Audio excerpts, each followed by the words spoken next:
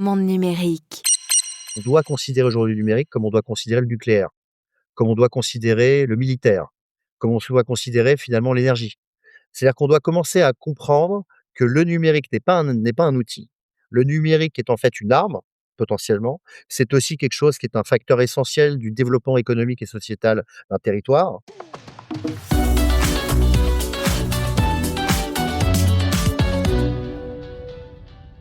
Bonjour Christophe Grosbeau. Bonjour Jérôme. Vous êtes directeur stratégie de l'IMA, Innovation Makers Alliance, une association heu, au cœur de l'innovation en France, et vous organisez, le 20 janvier, alors, on enregistre avant, que ça ait lieu, un sommet de la souveraineté à Paris, au ministère de l'économie et des finances. De quoi s'agit-il exactement? Alors, c'est la deuxième édition. On en avait organisé un, l'an dernier, le 14 janvier 2025, de ce sommet qui a un nom, un peu long, hein. C'est le sommet de la souveraineté technologique et de l'autonomie, du numérique en France et en Europe, qui est un sommet dont l'objectif est, alors il faut peut-être rappeler en quelques mots ce que c'est que l'IMA. L'IMA est un groupement, c'est un consortium, c'est une association de loi 1901 qui regroupe 165 organisations françaises. En fait, grosso modo, une bonne partie des grands comptes, publics et privés du pays, plus, ET de grande taille, centres de recherche et centres, éducatifs, dont l'objectif est d'aider au développement technologique de tous nos groupes adhérents, en leur permettant de partager les projets sur lesquels ils travaillent, pour répliquer, les uns et les autres, ce qui se fait de mieux en France, et aussi pour être capable de pouvoir co-développer ensemble des innovations sur des sujets sur lesquels aujourd'hui, ils n'ont pas trouvé de solution sur le marché. Dans ce cadre-là, on s'est, emparé du sujet de la souveraineté numérique, qui est un sujet évidemment critique pour nos entreprises, pour développer leur autonomie numérique et pour être capable d'évoluer plus vite, je dirais, dans le futur, mais aussi pour réduire leur risque de dépendance. Et dans ce cadre-là, on avait donc fait ce sommet, l'année dernière. On avait fait un manifeste de la souveraineté numérique qu'on avait sorti avant l'été. On s'était d'ailleurs parlé, Jérôme, qui présentait tout un ensemble de recommandations, remontées par nos groupes et par les startups qu'on avait interrogées, de ce qui pouvait être Oui. fait au niveau européen, au niveau français et à notre propre niveau corporate, pour développer l'indépendance, numérique française et européenne. Et dans ce cadre-là, donc on organise ce deuxième sommet qui est à nouveau au ministère de l'économie et des finances, donc le 20 janvier, et dont l'idée est d'amener nos décideurs de nos groupes, les pouvoirs publics et les startups et les offreurs souverains pour faire un point d'étape sur, l'évolution de la souveraineté numérique et du sujet de la souveraineté numérique en France, et aussi permettre de développer encore davantage, les possibilités des offreurs souverains auprès de nos groupes. En fait, il y a aussi une logique d'acculturation qui est d'aller présenter ce qui se fait de mieux au niveau des champions souverains, et de permettre, à nos groupes de pouvoir les rencontrer et potentiellement de pouvoir, f agir en tout cas vers une transition, numérique souveraine.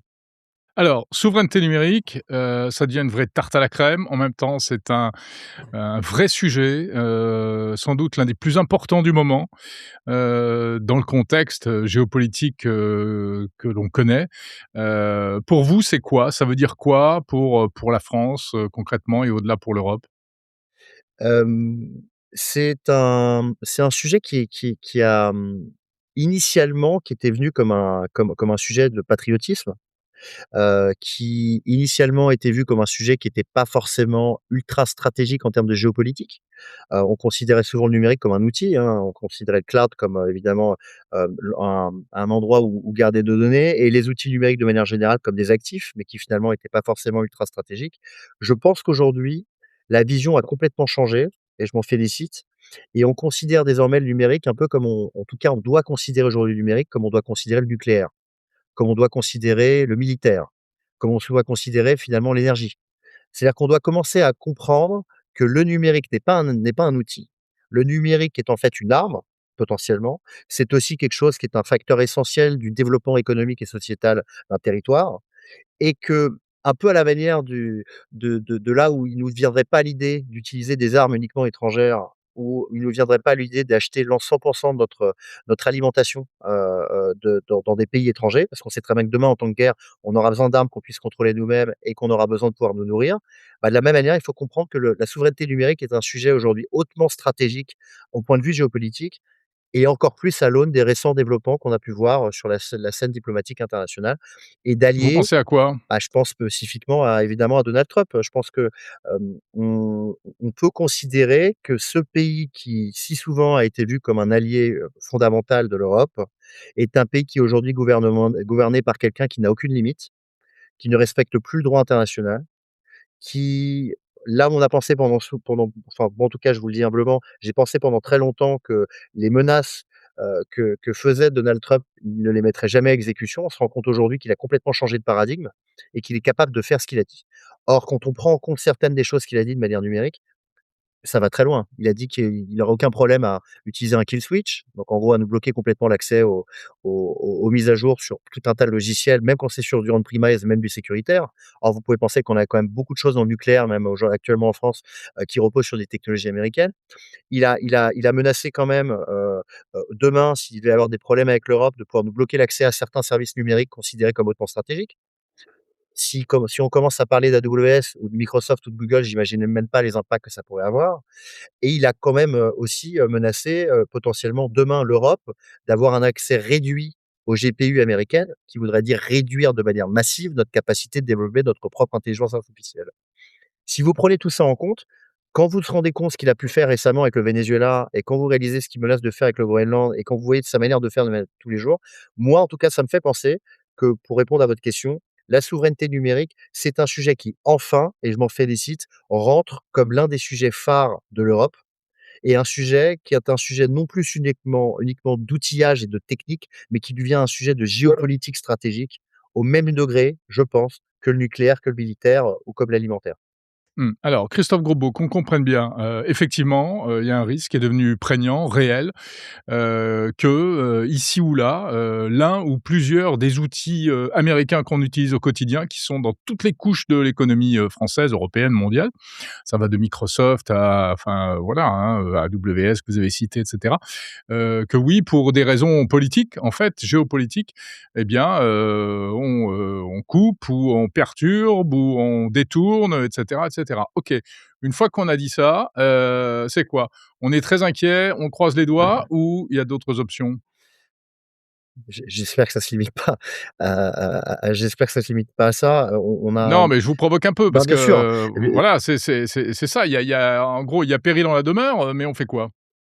la, en fait, l'une des premières solutions, c'est le protectionnisme assumé, qui est un À la concept chinoise? à la chinoise ou à l'américaine et qui est un concept avec lequel on a du mal en Europe et une fermeture en fait, de certains marchés stratégiques européens aux acteurs, extraterritoriaux, donc aux acteurs non européens, en se disant qu'on va aller finalement légiférer, réglementer pour pouvoir forcer l'utilisation d'outils européens. Ça, c'est quelque chose qui est plébiscité, je pense, par beaucoup de gens, mais qui est très compliqué parce qu'il y a évidemment une historicité de nos relations avec tout un tas d'outils américains, surtout même dans le giron public, qui fait qu'il est très difficile finalement de passer à autre chose. Je dis pas qu'il faudrait passer l'ensemble des administrations européennes et des institutions européennes, et en fait tout le secteur public, sur des technos européennes. Ce serait, je pense, un vœu pieux, mais il y a clairement en tout cas une nécessité à mes yeux de légiférer davantage et de réglementer, en fait, au niveau européen, certains marchés pour forcer, en fait, au passage à des technos européennes. Je vous donne quelques éléments, mais, Ouais, je parlais avec la des LCT exemples. je parlais avec la LCT, par exemple, qui m'expliquait que vous prenez l'ensemble des La quoi, pardon? l'Agence, nationale de la cohésion des territoires, qui OK. qui m'expliquait que quand vous prenez l'ensemble des communes et des petits départements et des petites régions françaises, ils utilisent massivement des technos américaines. Pourquoi? Parce qu'évidemment, on leur donne la liberté de choix. Donc, eux prennent, les outils du marché qui sont les plus connus. Ils n'ont Bien pas sûr. forcément une connaissance en fait, Les moins chers, les plus faciles à implémenter, vous avez tout et compris cetera. et ça, en fait, si vous l'appliquez et que vous regardez maintenant dans les ministères et les différents ministères, et Dieu sait les récents scandales ou en tout cas questionnements qu'il y a pu avoir sur certains choix technologiques qui ont été faits par des ministères et que vous prenez les administrations en plus, plus l'ensemble des départements, des régions et des communes, vous avez en fait un pool de commandes massif qui est utilisé aujourd'hui massivement pour acheter de la techno américaine, qui pourrait être acheté pour acheter de la techno européenne. Alors est-ce qu'elle existe cette techno européenne? C'est pas ça le deuxième problème? On a toutes, en tout cas, je suis peut-être naïf, mais je pense qu'on a toutes les bribes de la chaîne de valeur. Certaines, sur certains, sur certaines parties de la chaîne de valeur, on l'a de manière beaucoup plus poussée que d'autres et sur d'autres, on est beaucoup plus en difficulté. Ce serait très compliqué de remplacer VMware. On pourrait peut-être. Ouais, on peut en profiter d'ailleurs pour dire en 2 mots ce que c'est VMware, hein? Bah, en fait, je pen si vous prenez un data center, on est capable, à mon avis, on a des datasets. Par exemple, vous pouvez prendre en compte l'achat récent par l'État de la division d'Atos Eviden, qui a été racheté pour pouvoir avoir en fait, une première logique d'avoir des AI factories nationales. Moi, j'aime bien l'idée, Mmh. je trouve ça sympa. Si vous prenez l'ensemble des AI Factory, donc c'est des super data centers, dédiés à l'IA, hein? alors je suis pas expert ce que c'est qu'une AI factory, mais en clair, c'est, des ce qui devrait pouvoir nous permettre de créer une IA française ou européenne, en faisant de l'entraînement massif de données. Et ça, l'objectif est de le faire avec des technos européennes. La vraie en fait, le seul élément aujourd'hui que j'ai où je pense pas qu'on ait d'équivalent, c'est NVIDIA. ST Microelectronics peut pas remplacer NVIDIA et je pense qu'il leur Non. faudrait j'ai écouté une interview l'autre fois où il disait qu'il leur faudrait entre 10 et 15 ans pour pouvoir développer quelque chose d'équivalent, sur des tailles aussi réduites. Là, vous avez une chaîne sur la chaîne de valeur, pour répondre à votre question, là, vous avez clairement quelque chose sur lequel on a un manque. Mais sur tout le reste, si vous parlez de la partie logicielle, en fait, on a des acteurs sur quasiment toutes les divisions. Mmh. C'est juste qu'on les a pas sur la même volumétrie, sur la même capacité. On parfois sur des niveaux de prix aussi, ils sont sur des prix qui malheureusement, puisqu'on n'a pas la capacité de volume, sur des prix un petit peu plus élevés et on n'a pas les Ouais. fonctionnalités additionnelles qui permettent qu'on soit sur des niveaux d'équivalence parfaite au niveau de la performance. Mais Mmh. moi, en tout cas, moi, ma En conviction clair, ils sont moins bons, quoi? non, je fais Bah, je non, mais pour résumer, de manière claire, et simpliste, ça veut dire ça. vous avez des secteurs sur lesquels clairement les Américains sont plus Et c'est forts. pas critique, hein, c'est un constat. Vous avez des secteurs sur lesquels les Américains clairement sont plus forts. Vous avez aussi des secteurs où je pense pas qu'ils soient plus forts. Je pense juste qu'il y a une relation historique tellement forte qu'il est très compliqué pour des acteurs français à capacité équivalente de pouvoir gagner des contrats. Et j'entends ce que vous dites, mais je vous jure que, en tout cas de ce que on voit, il y a plein de startups françaises qui sont en fait sur des niveaux quasiment d'équivalence en termes de performance. C'est juste qu'ils ne connaissent pas les directions. C'est juste qu'ils font pas partie des appels d'offres. C'est juste qu'ils sont pas référencés et c'est juste que même si finalement ils allaient jusqu'au dernier tour, en réalité, le coût de changement, de passer d'une techno américaine à une techno française, finalement, a peu d'intérêt si c'est pour passer sur quelque chose qui est à peu près de capacité équivalente, de capacité moindre, comme vous le disiez, à part une Ouais. logique de prix et la logique de prix, elle est compliquée, par rapport à des acteurs américains. Donc en fait, c'est quoi? C'est à la fin, c'est une question de conviction. Mais c'est pour ça que je vous parlais de légiférer, c'est que vous pouvez le faire avec les acteurs publics. Pour les acteurs privés, c'est hyper compliqué d'aller expliquer à des acteurs privés: «Écoutez, voilà, pour, une question de patriotisme», c'est des groupes internationaux, donc «Pour une question de patriotisme général, vous devez passer sur des technos européennes». Je pense que c'est complexe. C'est de la pédagogie et comme je le disais au début, c'est faire comprendre le risque à terme, qui est souvent Ouais. sous-estimé, je pense, d'être manipulé massivement plus tard, si aujourd'hui il repose trop sur des technos américains. On l'a vu récemment encore avec, Air France qui a choisi Starlink pour équiper, ses Sur avions Wi-Fi, oui, bien de sûr. connexion internet. Tout le monde est tombé sur Air France, mais est-ce que c'est Air France le fautif dans l'histoire? Il y a pas de solution équivalente avec la même qualité et au même prix et avec la même qualité de service. Eutelsat est pas au niveau, voilà. Est-ce que c'est pas la même histoire un peu partout? En fait, ici encore une fois, je vais prendre un autre exemple, mais heu, pour moi, il faut définir la criticité d'une technologie et accepter si on accepte ou non, suivant son niveau de criticité, d'être dépendant ou non. Oui, Si la connexion internet dans l'avion, c'est pas critique. voilà. C'est pour les passagers, voilà. Bah, si un jour, à part le risque pour les businessmen de éventuellement se faire piquer des données et puis, pour le voyageur lambda d'être coupé au milieu de son film, c'est pas un risque pour la Il nation, y a il y a quoi. des dangers. Évidemment, comme pour toute technologie, il y a des dangers. Vous pourriez dire qu'on pourrait même manipuler les gens, accéder à leurs données, oui. Mais en réalité, c'est quand même un risque extrêmement réduit. Je Mmh pense qu'il mh. faut qu'on ait une vision, honnête de nos capacités technologiques en Europe et de l'implémentation massive des techno américaines dans tout ce qu'on fait et qu'on se dise: «OK, analysons l'ensemble de nos marchés, analysons l'ensemble des technos qu'on utilise et techno par techno, voyons si on accepte ou non un niveau de dépendance». Dans certains marchés, on va se rendre compte qu'on a un niveau de dépendance inacceptable parce qu'on a des équivalents européens qui sont pertinents et parce qu'en fait, on pourrait imposer et légiférer pour que ce soit pas le cas.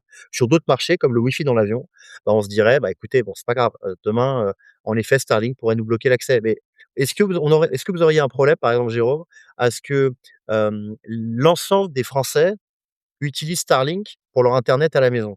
Parce que là, c'est plus la même question.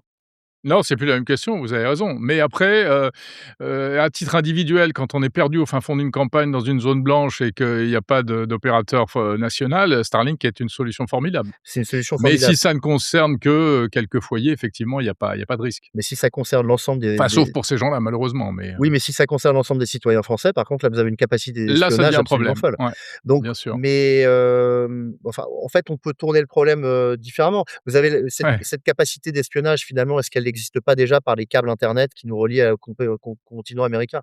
il y a ce Heu, problème-là aussi. i Alors, mais j'ai encore plusieurs questions à vous poser, Christophe Grosbeau. Ce sommet-là, c'est quoi? C'est une espèce de mobilisation générale, d'essayer de faire rentrer ça dans les esprits, dans les têtes? Qui sont les participants? Est-ce que vous espérez vraiment toucher l'audience, que vous devez toucher pour faire passer cette idée-là?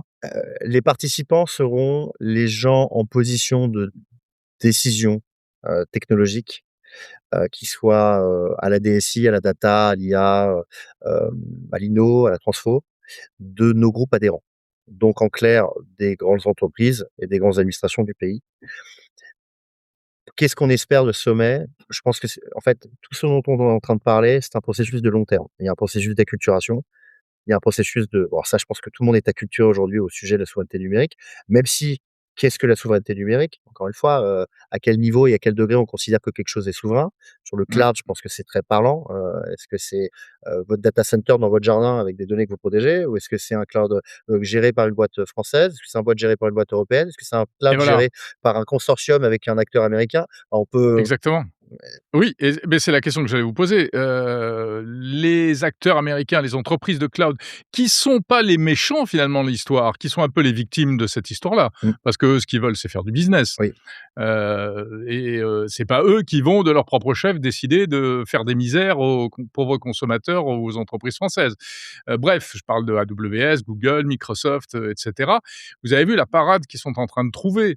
Maintenant, on parle plus de cloud souverain, on parle de cloud de confiance et donc l'idée c'est, voilà, vous faites vos propres data centers, vous les opérez vous-même, votre énergie, vos trucs, vos connexions et hop, nous, gentiment, on vous donne juste la couche, logicielle dont vous avez besoin parce qu'on est les meilleurs et que toutes vos entreprises et vos startups en ont besoin. Ça, c'est quoi? C'est une manière de c'est un deuxième piège dans lequel on risque de tomber ou c'est, une solution intermédiaire qui peut être, par endroits satisfaisante? Bah, vous avez peut-être vu, la déclaration de l'ANSSI au moment où Sens a été, a passé, le visa, SecNumCloud, 3.2. Leur point de vue qui est parfaitement défendable était que de toute façon les niveaux de dépendance existent, et d'interdépendance existent, qu'on ne pourra pas enlever une dépendance complète et qu'un acteur comme Sens, en fait, à partir du moment où Thales, promet un certain niveau de souveraineté et d'autonomie, que, Google, aura pas, finalement de vraies capacités de nuisance, disons, ou De d'espionnage nuisance? demain. C'est un point de vue qui est défendable. De la même manière que pour Bleu, je veux dire, que Capgemini et Orange soient avec Microsoft, c'est aussi défendable. Mais en fait, je pense que c'est un niveau pour répondre à votre point, c'est un niveau intermédiaire. C'est déjà quelque chose de bien. C'est déjà mieux que d'être directement sur Google. On sait déjà qu'il y a un acteur français qui va aller protéger les données, des entreprises et des individus qui seront sur ce cloud. Néanmoins, je pense que ce dont on manque, c'est un niveau de granularité, là encore, en se disant: «Bah, en fait, on pourrait avoir, comme on a Secnum Cloud, on pourrait avoir, fully independent, ou fully sovereign cloud». On pourrait avoir, secured cloud, on pourrait avoir secured cloud de niveau inférieur et en fait, on pourrait aller expliquer que suivant le niveau de données, donc j'en reviens à mon niveau qui est suivant le côté stratégique de la donnée qui va être dessus, il faut utiliser un niveau de s je sais pas, de souverainisme, ouais, comment on l'appelle, d'autonomie différent. Et on n'a pas cette échelle. Aujourd'hui, quand vous prenez d'ailleurs, les travaux de l'Europe, sur le ECS, Ouais, il faudrait un Nutri-Score du cloud, quoi, du cloud souverain. complètement et d'ailleurs, l'IRN dont on peut se féliciter, le lancement de l'indice de résilience numérique, et en fait, amène cette logique qui est de se dire, bah, voilà, à quel point je suis dépendant. Ce qu'on n'a pas encore dedans, c'est une granularité plus faible qui est de se dire, bah, en fait, je vais aller regarder vraiment en détail, comme vous l'avez dit. Est-ce que je suis 100% indépendant, 60%, 50%, 40%? Et on pourrait avoir une logique complète. On pourrait avoir une matrice, en fait, dans les entreprises en disant, bah, pour tel type de données, je dois être sur une base 100, pour tel type de données, sur une base 50 et on devrait le faire au Ouais, niveau des administrations le d'abord et le faire ensuite au mesurer niveau le risque acceptable, en fait. oui, complètement. Ouais. Mais, Mmh mh. donc pour répondre aussi à votre question précédente sur le but du sommet, le but du sommet, c'est permettre aux acteurs souverains, donc là je parle des offreurs souverains, de pouvoir présenter ce qu'ils font et de pouvoir expliquer et acculturer les gens dans la salle en leur disant: «Moi, je suis au même niveau de performance que X ou Y, américain. Je sais faire telle chose, je sais être compétitif en termes de prix, venez me voir». La deuxième chose, c'est avoir plusieurs, grands acteurs, publics, institutionnels et de nos groupes qui viennent soit présenter des politiques nationales, je pense à la Caisse des dépôts, par exemple, va présenter, sa stratégie numérique pour les 5 ans qui viennent.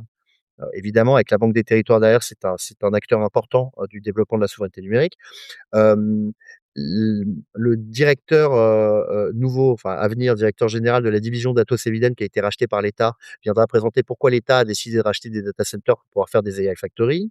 Olivier Bitton du Crédit Agricole viendra nous présenter, le plan, de gain d'autonomie numérique du groupe qui vient juste d'être lancé et qui vient juste d'être révélé et qui a un plan assez ambitieux en fait pour faire du regain d'autonomie sur tout un nombre de secteurs.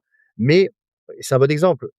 Dans tous ces cas-là, hem, il y a pas directement je vous promets pas qu'il y a un groupe qui vient sur scène et qui vient me dire: «Écoutez, voilà, je quitte à 100 AWS et je passe à 100 chez Scaleway». Heu, Ce serait un vœu pieux parce qu'en fait, dans un groupe privé, c'est quasiment impossible aujourd'hui de faire ça, surtout d'une certaine taille. Mais le but du sommet est vraiment de faire de l'acculturation et de montrer des exemples sur scène pour inspirer et pour pousser, en fait, cette dynamique qui doit être une dynamique, comme je le disais, au niveau des pouvoirs publics de réglementation et de légiférer pour pouvoir pousser au développement de marchés plus souverains et plus autonomes et au niveau de nos entreprises, acculturer les comex au risque pour qu'ils aient de plus en plus envie de regagner de l'autonomie. Très bien, donc sommet, pour la souveraineté numérique, enfin le titre est plus compliqué, donc ce 20 janvier à Paris, à l'initiative de l'IMA. Il y aura, pour les personnes qui peuvent pas être là, on pourra retrouver les débats quelque part après ou pas? On pourra retrouver les débats, quelque part. Certains de vos confrères, seront là l'agent même pour diffuser une partie. Je sais pas si je peux le citer, mais Ouais, ouais, allez-y. IT for Business. Et on aura nous un manifeste qu'on sortira en fait qui fera, un peu écho, au manifeste qu'on avait sorti l'an dernier, mais dont l'objectif là sera surtout, qui sera plus court, de nous concentrer sur, les débats qui ont été partagés sur scène et certaines des avancées qu'on a pu identifier dans certains de nos groupes, avec une nouvelle analyse auprès de nos groupes des niveaux de dépendance. Et sinon sur votre site? Et sur notre site internet, il y aura, l'ensemble des documents et disons des présentations qui seront présentées, et auxquelles pourront accéder les gens suite à l'événement. Si les gens souhaitent s'inscrire, ils peuvent encore s'inscrire. Sur notre site internet, les inscriptions sont ouvertes à tous. Très bien, merci beaucoup Christophe Grosbeau donc, de l'association, IMA. Merci beaucoup Jérôme.